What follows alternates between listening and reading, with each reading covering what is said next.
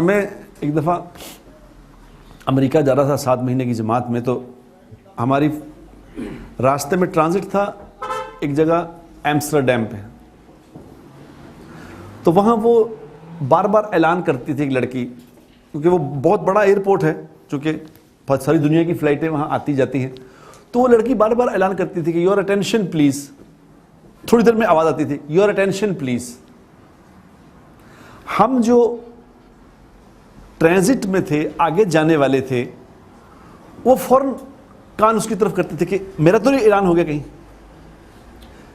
لیکن وہاں جو لوگ کام کرنے والے تھے، جو سٹالز پہ جو کام کر رہے تھے، جو ڈیوٹی فری شاپ میں لڑکیاں جو لڑکے وہ سن ہی نہیں رہے تھے اس بات کو.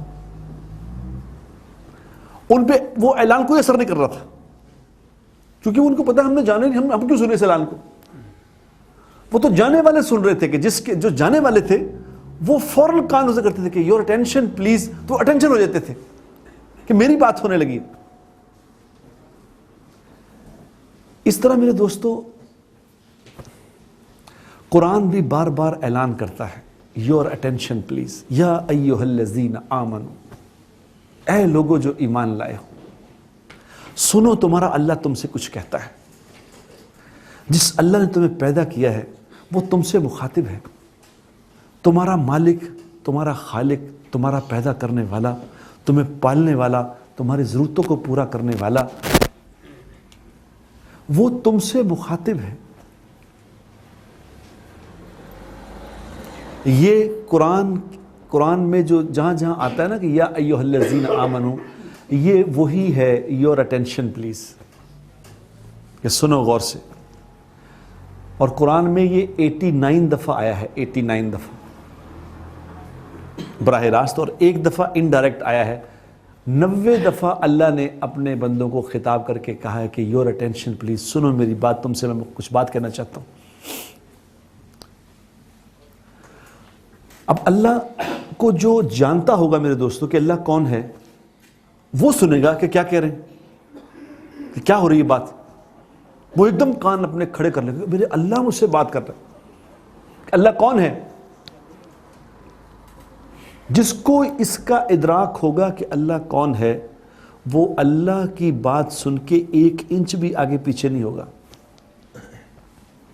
جیسے وہ جب مدینہ منورہ میں جس دن پردے کا حکم آیا، کہ پردے کا حکم آ گیا، تو ایک صحابیہ ایسی تھیں جو اس وقت صحابیہ مسجد میں نماز پڑھنے جاتی تھی. تو ایک صحابیہ ایسی تھیں جن کو پتہ نہیں چلا، رات کو حکم آیا تھا پردے کا، ان کو پتہ نہیں چلا. تو وہ پردے کے بغیر مسجد میں گئی تو ساری عورتوں کو دیکھ رہی، برقعے پہنے سب پردے میں. تو انہوں نے پوچھا کہ کیا بات ہے، تم لوگ کس طرح کے لباس پہن کے آ جا رہی ہو؟ تو انہوں نے کہا تمہیں نہیں پتا؟ کیا تمہیں نہیں پتا کہ رات کو پردے کا حکم آ گیا؟ تو وہی بیٹھ گئی، وہی بچہ بلایا، سو جا میرے گھر سے چادر لے کے آ. تو وہی گھر سے چادر آئی تو اس چادر کو لپیٹ کے گھر گئی. تو خاوند نے کہا کہ تمہیں تو پتا نہیں تھا، تو گھر آ جاتی، گھر آگے دوبارہ چادر لے لیتی. تو انہوں نے کہا آپ نے کیسی بات کی؟ یعنی مجھے جہاں پتا چل گیا تھا کہ میرے اللہ کا یہ حکم آ گیا ہے، اس کے بعد میں ایک بھی قدم اس کے بغیر اٹھاتی، اللہ کے حکم کے بغیر اٹھاتی، یہ مجھے زیب نہیں دیا. ایک بھی قدم نہیں اٹھاؤں گی اللہ کی مرضی کے بغیر. ادھر ہی بیٹھ گئی. ایک صحابی شراب کا کام کرتے تھے، شراب لے کے آئے، ملک شام سے شراب کی کنسائنمنٹ لے کے آئے. وہ شراب امپورٹ کرتے تھے شام سے، ان کی بہت بڑی ان کی کنسائنمنٹ آتی تھی. تو اس دفعہ انہوں نے سب سے بڑی کنسائنمنٹ اس دفعہ منگائی کہ سارے پہ جتنا مال تھا پاس سب کی شراب منگا لی کہ اس دفعہ تو بہت زیادہ نفع ہوگا. تو جب شراب مدینہ منورہ پہنچی تو وہاں ان کو پتہ چلا کہ شراب کی تو حکم آ گیا کہ شراب حرام ہو گئی. تو جب ان کو پتہ چلا کہ شراب حرام ہو گئی، اب ساری اپنی زندگی کی جمع پونجی کی وہ کنسائنمنٹ منگوائی تھی، تو انہوں نے وہی سارے مٹکے توڑ دیے، سارے مشکیزیں الٹا دیے، سب پھینک دی. تو کسی نے کہا اللہ کے بندے تم اس کو سرکہ بنا دیتے، سرکہ بنا کے بیچ دیتے. تو انہوں نے کہا اللہ کا حکم آ گیا، اب اللہ کے حکم پہ میں تبدیلی کرتا، یہ مجھے زیب نہیں دیا.